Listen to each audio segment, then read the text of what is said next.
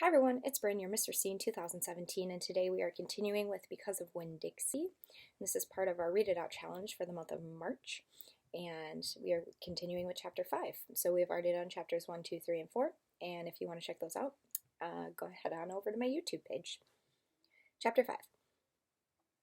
Winn Dixie couldn't stand to be alone. We found that out real quick. If me and the preacher went off and left him by himself in the trailer, he pulled all the cushions off the couch, and then all the toilet paper off the roll. So we started tying him up outside with a rope when we left, and that didn't work either. Winn Dixie howled until Samuel, Mr. Dwatwiller's dog, started howling too. It was exactly the kind of noise that the people in the all-adult trailer park do not like to hear. He just doesn't want to be left alone, I told the preacher. That's all. Let's take him with us. I could understand the way Winn Dixie felt. Getting left behind probably made his heart feel empty.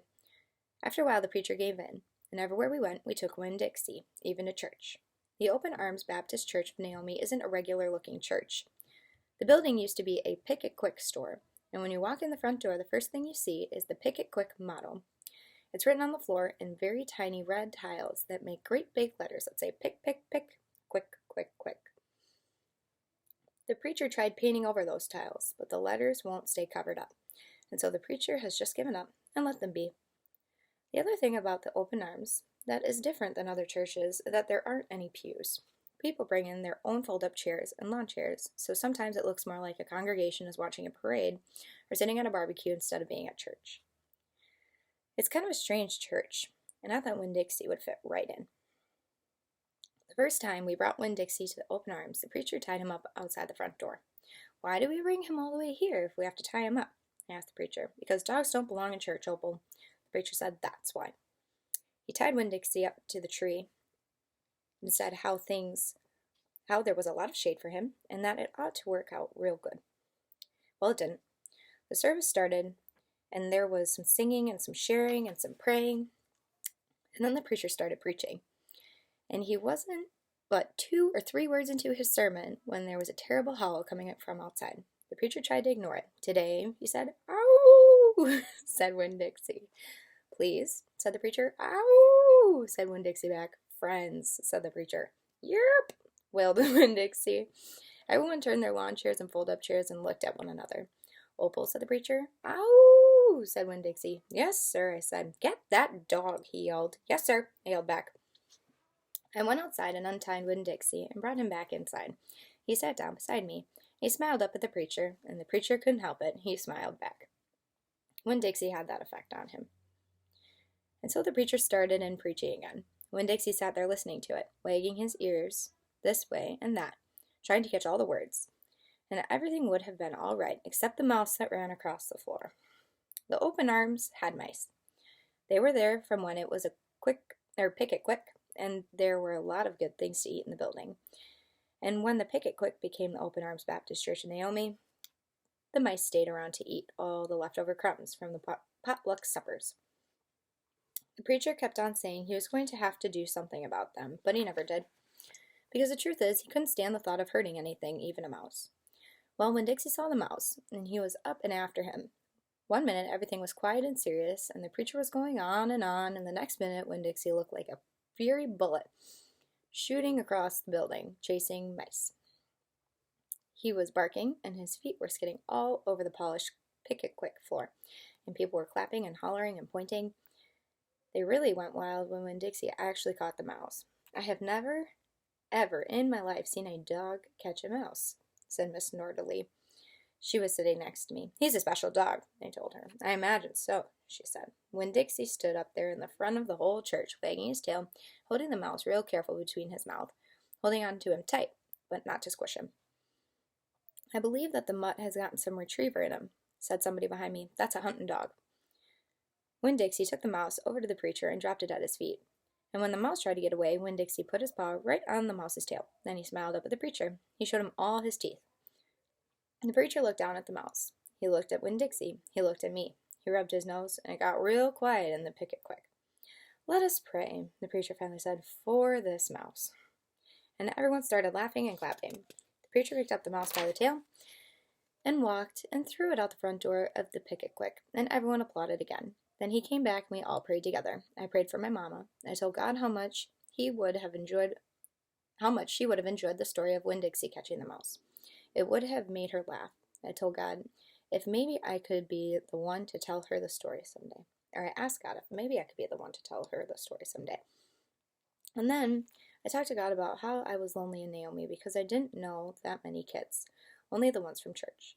And there weren't that many kids at the open arms, just Dunlap and Steve Dewberry, two brothers who weren't twins but looked like they were, and Amanda Wilkinson, whose face was always pinched up like she was smelling something bad, and Sweetie Pie Thomas, who was only 5 years old and still mostly a baby. And none of them wanted to be my friend anyways, probably because they thought I'd tell on them to the preacher for every little thing that they did wrong. And then they would get in trouble with God and their parents. So I told God that I was lonely, even having Winn Dixie. And finally, I prayed for the mouse, like the preacher suggested. I prayed that he didn't get hurt when he was flying out the door of the Open Arms Baptist Church in Naomi. I prayed that he landed on a nice, soft patch of grass.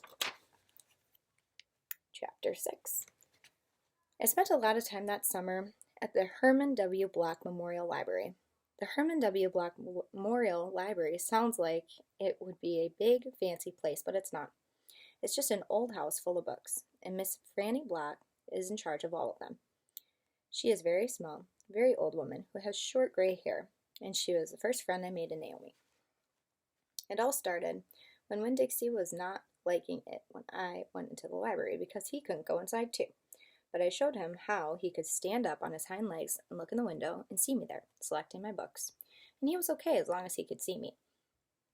But the thing was, the first time Miss Franny Block saw Winn Dixie standing up on his hind legs like that, looking into the window, she didn't think it was a dog. She thought it was a bear. This is what happened. I was picking out my books and kind of humming to myself, and all of a sudden there was a loud and scary scream. I went running up to the front of the library, and there was Miss Franny Block sitting on the floor behind her desk. Miss Franny, I said, are you all right? A bear, she said. A bear? He has come back, she said. He has? I asked. Where is he?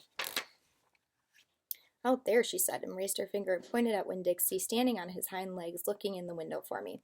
Miss Franny Block, I said, that's not a bear, that's my dog, Winn Dixie. Are you positive? She said. Yes, ma'am, I told her. I'm positive. Here's my dog. He's my dog. I would know him anywhere.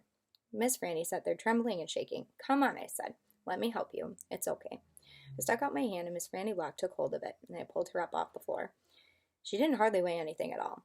Once she was standing on her feet, she started acting all embarrassed, saying how I must think she was a silly old lady mistaking a dog for a bear, but that she had a bad experience with a bear coming into the Herman W. Block Memorial Library a long time ago, and she had never quite gotten over it.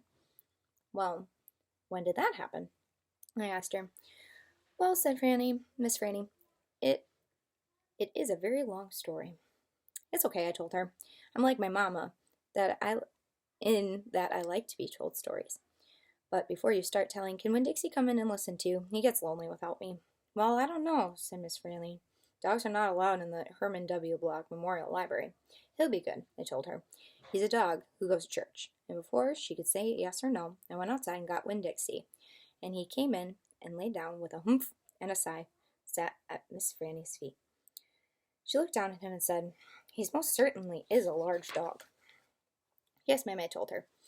He has a large heart, too. Well, Miss Franny said, and bent over and gave Winn Dixie a pat on the head. Winn Dixie wagged his tail back and forth and sniffed his nose on her little old lady feet. Let me get a proper chair and sit down so I can tell you this story properly. And that is the end of our 2-chapter reading session. We'll pick up with chapter 7 tomorrow. Hope you enjoyed, and see you soon.